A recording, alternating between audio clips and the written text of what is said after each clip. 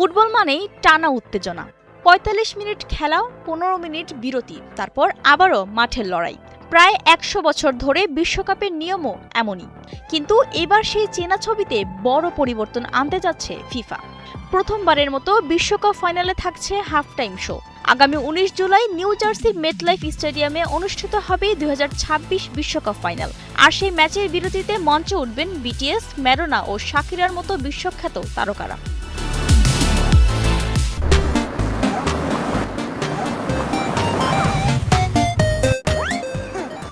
ঘোষণার পর থেকেই ফুটবল বিশ্বে শুরু হয়েছে তুমুল বিতর্ক।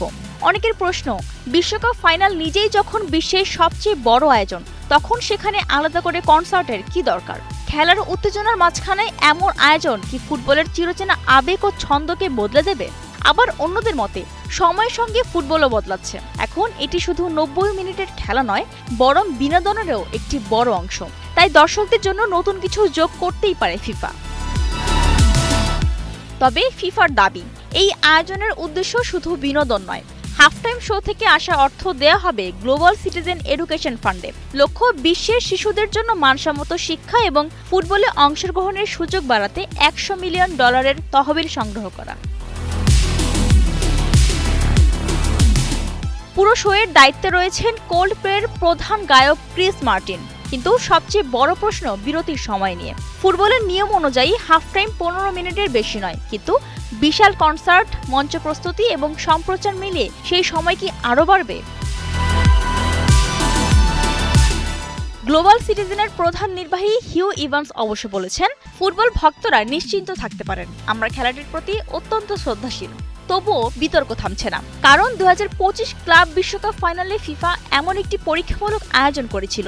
মেটলাইফ স্টেডিয়ামে জে বালভিন সহ আরও অনেক তারকার পারফরমেন্স ছিল ১১ মিনিটেরও বেশি, কিন্তু পুরো বিরতি স্থায়ী হয়েছিল প্রায় ২৫ মিনিট, অর্থাৎ স্বাভাবিক সময়ের প্রায় দ্বিগুণ। কিন্তু মজার বিষয় হলো, ১৯৯৪ সালে বিশ্বকাপেও যুক্তরাষ্ট্র সুপার বোলের আদলে হাফ টাইম শো করতে চেয়েছিল। তখন হুইটনি হিউস্টনকে নিয়ে পরিকল্পনা থাকলেও ফিফা অনুমতি দেয়নি। কিন্তু ৩ দশকের পর সেই ফিফাই এখন বিশ্বকাপে সবচেয়ে বড় ম্যাচে হাফ টাইম শো আনছে। বিশ্বকাপ ফাইনালে হাফ টাইম শো, আপনি কি এর পক্ষে নাকি বিপক্ষে? বৃষ্টি রানী দাস, কালের কণ্ঠ, স্পোর্টস।